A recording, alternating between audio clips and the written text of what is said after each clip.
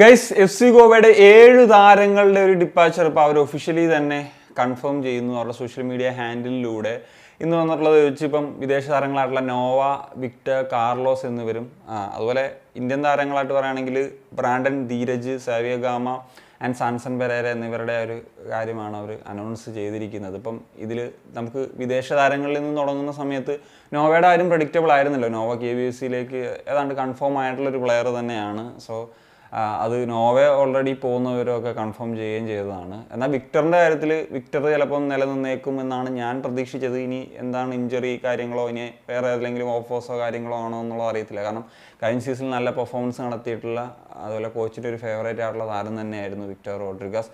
എന്നാൽ കാർലോസിലേക്ക് വരുമ്പോഴത്തേക്കും ഒരു ഡീസൻറ്റ് പെർഫോമൻസ് തന്നെയാണ് നടത്തിയത്. പക്ഷേ മേ ബി അവരൊരു ബെറ്റർ സ്ട്രൈക്കറിലേക്കൊക്കെ പോകുക എന്നുള്ളതിലായിരിക്കും താരവുമായിട്ട് വേർപിരിഞ്ഞിട്ടുള്ളത് എന്നുള്ളതാണ്. ഇനിയിപ്പം ഇന്ത്യൻസിലേക്ക് വരുന്നൊരു സമയത്ത് സാൻസൺ പെരേര ആൻഡ് സാവിയ ഗാമ ഈ 2 താരങ്ങളും ലെഫ്റ്റ് ബാക്ക് ആയിട്ടുള്ള താരങ്ങളാണ്. ഇപ്പം LBയിൽ ഇപ്പം ആകാശ് സംഘാനെ കൂടി റിക്രൂട്ട് ചെയ്യുന്നു. ഒപ്പം ജയ്ഗുപ്ത എന്നുള്ള നല്ല പ്ലെയർ ഉണ്ട്. പിന്നെ അവർക്ക് ലെഫ്റ്റ് ബാക്കിൽ വേറൊരു താരത്തിൻ്റെ ഒന്നും ആവശ്യമില്ലല്ലോ. 2 നല്ല പ്ലേയേഴ്സ് തന്നെയാണ്. ഇനി അത്രയും ബഡ്ജറ്റിൽ, കാരണം നേരത്തെ ഈ പ്ലേയേഴ്സും ഒക്കെ ആദ്യ ലെവലിൽ തന്നെ കളിച്ചിരുന്ന പ്ലേയേഴ്സാണ്. അവർക്ക് വേറെ ഓപ്പർച്യൂണിറ്റീസ് എന്താണെങ്കിലും ഉണ്ടാവും. പിന്നെ ധീരജും ക്ലബ്ബുമായിട്ട് വേർപിരിയുന്നുണ്ട്. ധീരജ് ഈ സീസണിൽ അങ്ങനെ ഒരുപാട് മത്സരങ്ങൾ കളിച്ചിട്ടില്ല. കൂടുതൽ അർഷദീപാണ് കളിച്ചത്. അർഷദീപും ക്ലബ്ബുമായിട്ടൊരു കോൺട്രാക്ട് എക്സ്റ്റൻഷൻ നടത്തുന്നു എന്നുള്ള വാർത്തകൾ വരുന്നുണ്ട്. അപ്പം ധീരജ് ഉറപ്പായിട്ടും പോകുമോ എന്നുള്ള കാര്യമാണല്ലോ. പിന്നെ ധീരജിന് വേറെ ഏത് ക്ലബ്ബിലൊക്കെ പോയാലും അദ്ദേഹത്തിന് ഗെയിം ടൈം അല്ലെങ്കിൽ ഓപ്പർച്യൂണിറ്റി എന്ന് പറയുന്നൊരു സാഹചര്യമാണുള്ളത്. ഇനി നമുക്ക് പ്രധാനപ്പെട്ട കാര്യത്തിലേക്ക് വരാം. ബ്രാൻഡൻ ഫെർണാണ്ടസും ക്ലബ്ബുമായിട്ട് വേർപിരിയുന്നു. നമുക്കറിയാലോ, ഗോവയുടെ ഒരു പോസ്റ്റർ ബോയ് എന്ന നിലയ്ക്ക് തന്നെയുള്ള പ്ലെയറാണ്. കഴിഞ്ഞ 7 വർഷമായിട്ട് ഗോവയിൽ കളിക്കുന്ന പ്ലെയറാണ്. Most assist പ്രൊവൈഡറാണ്.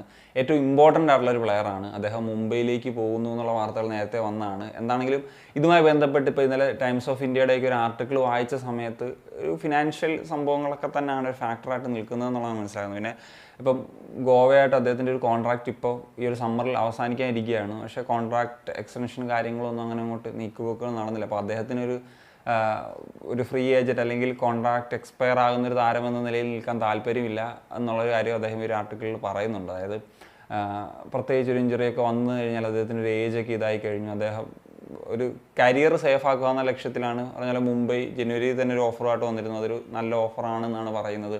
അതും 4 വർഷത്തെ ഒരു ഡീലാണ്. അങ്ങനെയാണ് അദ്ദേഹം ആ ഒരു കോൺട്രാക്റ്റ് അവിടെ ഒപ്പുവെക്കുന്നത് എന്നുള്ളതാണ്. മുംബൈയെ സംബന്ധിച്ചിടത്തോളം നല്ല ഡീലാണ്. കാരണം ബ്രാൻഡനെ പോലെ ഒരു പ്ലെയറെ ഒരു ഫ്രീ ഏജൻ്റ് എന്ന നിലയിൽ കിട്ടുകയാണ്. അപ്പം ഒരു നല്ല സാലറി ഓഫർ ചെയ്ത് തന്നെ കൊടുക്കാൻ പറ്റും.